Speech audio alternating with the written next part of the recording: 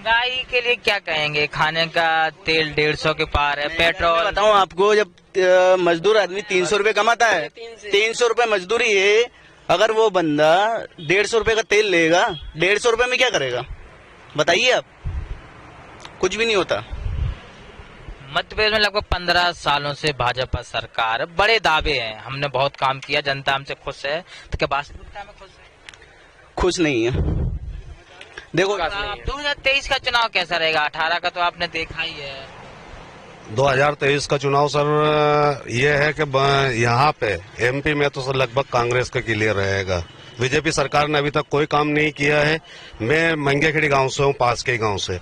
मेरे गांव में अभी तक मतलब ये 10 साल में एक भी मकान नहीं आया, इंदिरा आवास या प्रधानमंत्री आवास कुछ भी नहीं आया।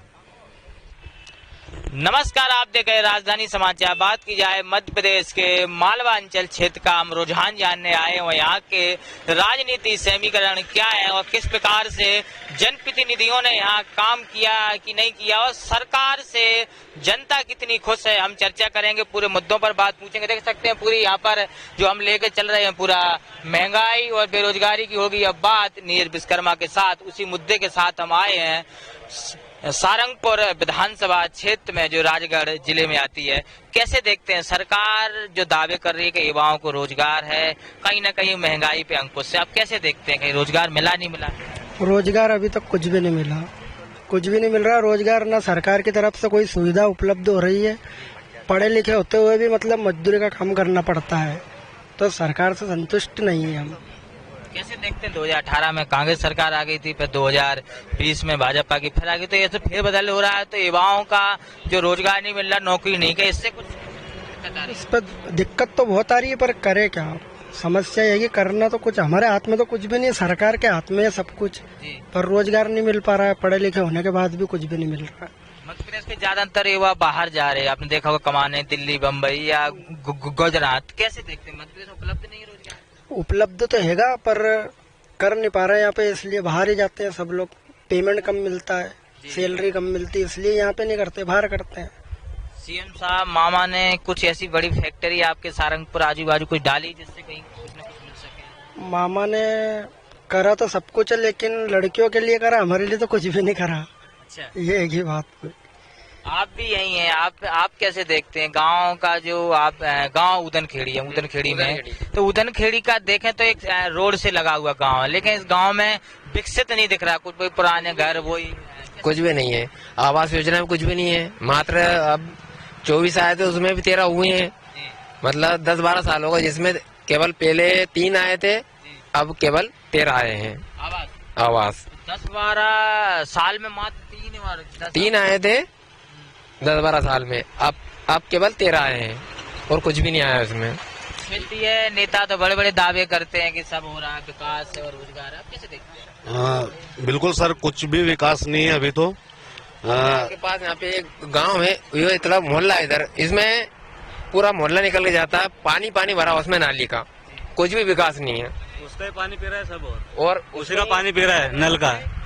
हाँ, उस नाली में ही उसी नाली में लग रहा है। पर आप चलते हुए ये पेड़ लग रहा है, यहाँ पे आप चल के देख सकते हो, कुछ भी विकास नहीं है। 2023 का चुनाव कैसा रहेगा? 18 का तो आपने देखा ही है। 2023 का चुनाव सर ये है कि यहाँ पे एमपी में तो सर लगभग कांग्रेस का क्लियर रहेगा। बीजेपी सरकार ने अभी तक कोई काम नहीं किया है। मैं मंगेखेड़ी गांव से हूँ, पास के गांव से। मेरे गांव में अभी तक मतलब ये 10 साल में एक भी मकान नहीं आया, इंदिरा आवास या प्रधानमंत्री आवास कुछ भी नहीं आया। लेकिन सीएम साहब और मोदी जी तो बड़े दावे हैं कि जनता तक योजना पहुंच रही है, लाभ पहुंच रहे हैं जनता पर। तो उनको जनता के बीच में आके देखना चाहिए, वो आके देख ही नहीं रहे। कर्मचारी कुछ काम कर ही नहीं रहे। हमारी पंचायत में कुछ भी नहीं हुआ है। तमाम यहाँ हम देखें तो सारंगपुर की उदनखेड़ी गांव है, यहाँ के जो युवा हैं और जो यहाँ के छोटी छोटी दुकानें खोल के बैठे, उनसे हम चर्चा करें। आप भी यहाँ क्या कहना चाहते हैं? जी, मैं ये कहना चाहता हूँ, भ्रष्टाचार बहुत बढ़ गया है ना। अब मान लो मोदी जी या मामा जी जो भी हैं, वो वहां से पहुंचा नहीं, मगर अदबीचे आके वो क्या है, नहीं मिल पा रहा है गरीबों को। ये भ्रष्टाचार पे कैसे अंकुश लगेगा, कैसे देखते? अंकुश क्या है, क्षेत्र में आके जब घूमेंगे जब ही लगेगा ना अंकुश। महंगाई के लिए क्या कहेंगे? खाने का तेल 150 के पार है, पेट्रोल। बताऊं आपको, जब मजदूर आदमी 300 रुपए कमाता है, 300 रुपए मजदूरी है। अगर वो बंदा 150 रुपए का तेल लेगा, 150 रुपए में क्या करेगा? बताइए आप। कुछ भी नहीं होता।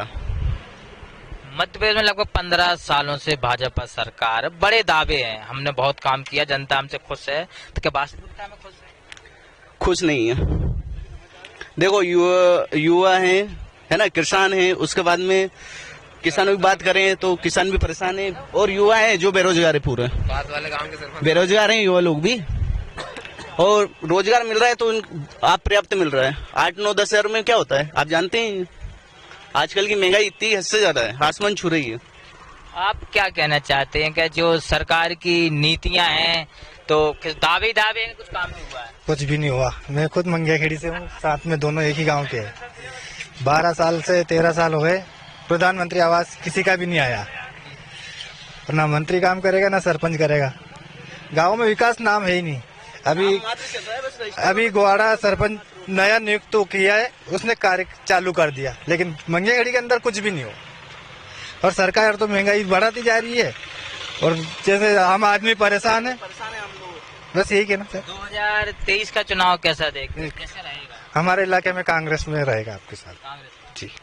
तो तमाम वो युवा हैं, छोटे छोटे दुकानदार हैं। ये सारंगपुर विधानसभा का ऊदनखेड़ी गांव है जो राजगढ़ जिले में आता है। अब हम भी और भी विधानसभा और तमाम जो मालवांचल क्षेत्र के हैं उन गांव में, उन विधानसभा में जाएंगे और पूरी रिपोर्ट देंगे कि जनता का रुझान क्या है और 2023 में किसे जनता चाहती है। राजधानी समाचार ने विश्वकर्मा की रिपोर्ट, ऊदनखेड़ी गांव, सारंगपुर विधानसभा, राजगढ़ जिला, मध्य प्रदेश।